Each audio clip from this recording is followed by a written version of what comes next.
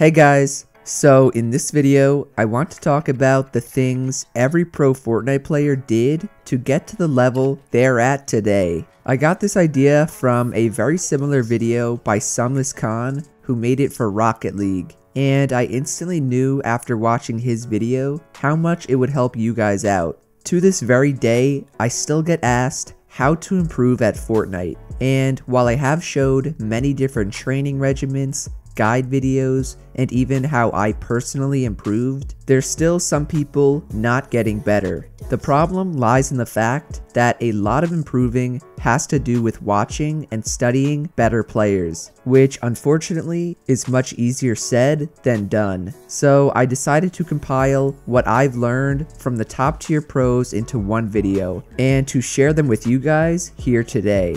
The very first thing every pro will tell you to do is to grind in creative.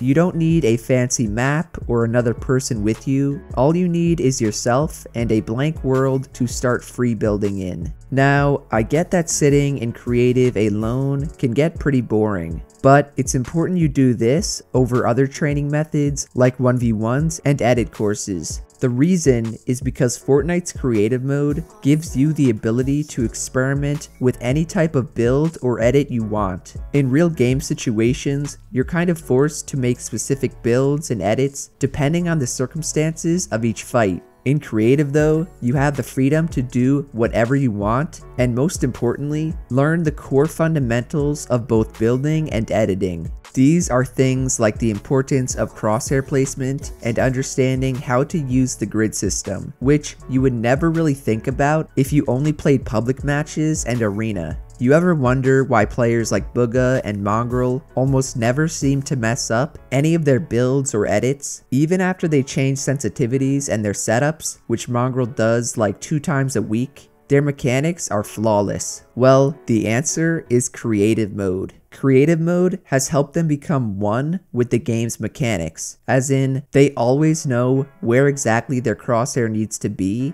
what building pieces to place at what exact time, and how to best make each edit.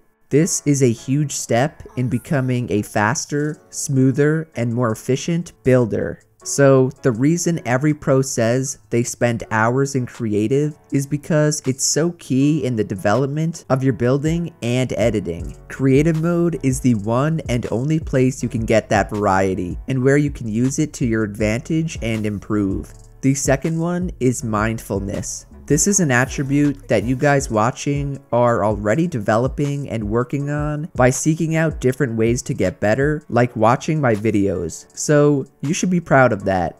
To kick it to the next level though, you have to be mindful of literally everything. I'm not talking about being aware of your surroundings in game or where the next zone is. That next level of awareness we should all aim to have is the ability to self-critique and to quickly figure out what areas of our games are lacking and what we can do to improve it. The worst thing you can possibly do while playing is not being mindful and instead going straight into autopilot mode. This will hurt not only your in-game performance because you're not actively using your brain, but it will also hurt how much you're improving. High-level mindfulness means when you're dying, you're figuring out why and not blaming RNG or just getting unlucky. And when you're winning, you're figuring out why as well. What correct decisions did you make, and why did they help you secure the dub? Top tier pros are always looking back and VOD reviewing their gameplay for this exact reason.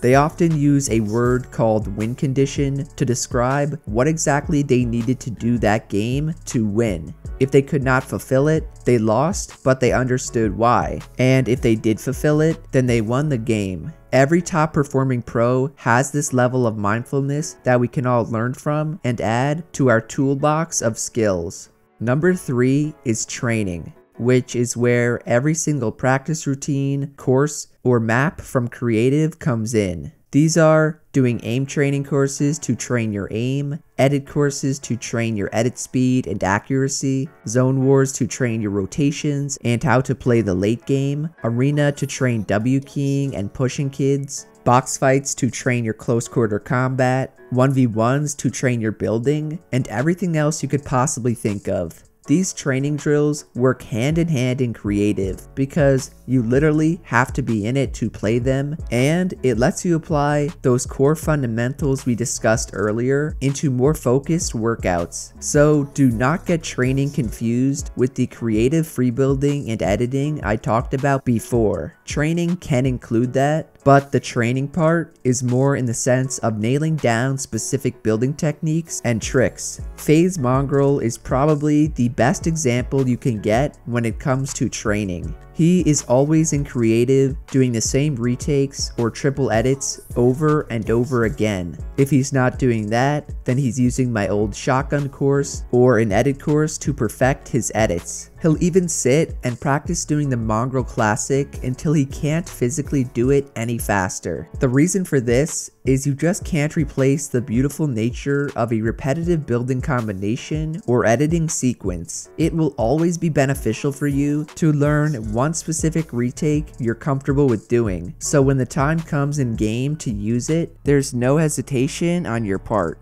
So again, creative is important in two ways. The first is just freely building and editing to understand the game's mechanics. This doesn't require doing any courses or specific drills. It's all about learning the ins and outs of building and editing. Then there's the training aspect that includes all the practice maps and different ways to hone in on your skills. Both are equally important at helping you improve and get better at the game. The fourth way every pro got good at Fortnite is through high-level scrims. This is one that's a little more difficult for regular players to attain, since the scrims that pro players play in are invite only, and this should make sense. Why would a pro want to play against bots all day? That would not help them improve or challenge them at all. Instead, they would much rather play and practice against the other best players in the world. Now, just because you can't get into these exclusive pro scrims does not mean you still can't find ways to play in customs yourself. There are tons of open discords to join, such as T1 scrims, Atlantis, West All-Stars, and Mayhem. Just search them up on Google and a Discord link should be at the top. People tend to overlook how important it is to actually play against people that are better than you. I know how fun pub stomping and beating up on bad players can be, but it won't get you any better.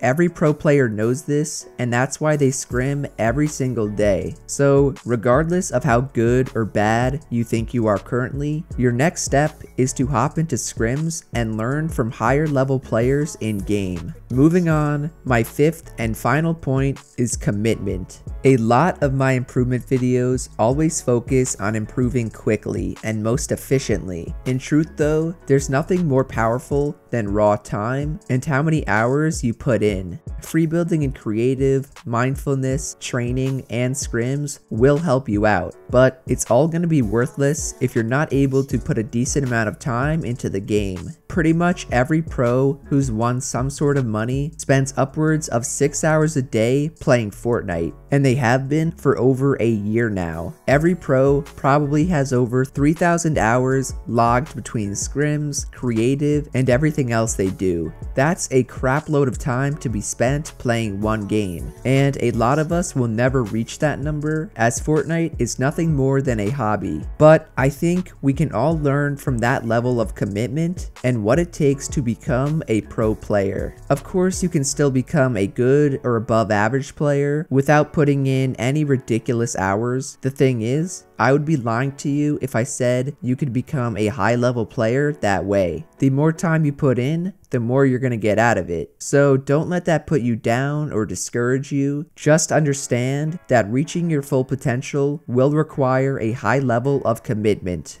Overall, boys, those are the main things that every pro has done to reach the level that they're at. If you learned something or you enjoyed the video, then be sure to drop a like, subscribe to the channel, and to turn on post notifications. Lastly, thank you to everyone using code Jerian. I say it every single video, but I do really appreciate all the support. You guys are the only reason I'm able to make these videos, so I truly do hope they help you out. Otherwise, that's it from me, and I'll see you guys in the next one. Later.